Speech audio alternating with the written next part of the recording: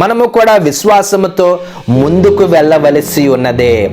ఎవరో వస్తారని ఏదో చేస్తారని పొరపాటున ఎప్పుడు ఎవరి గురించి ఆలోచన చేయొద్దండి.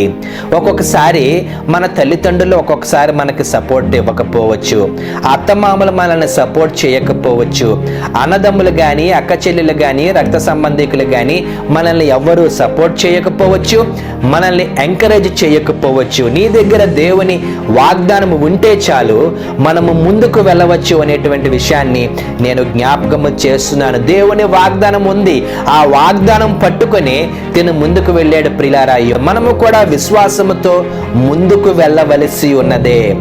ఎవరో వస్తారని ఏదో చేస్తారని పొరపాటున ఎప్పుడు ఎవరి గురించి ఆలోచన చేయొద్దండి.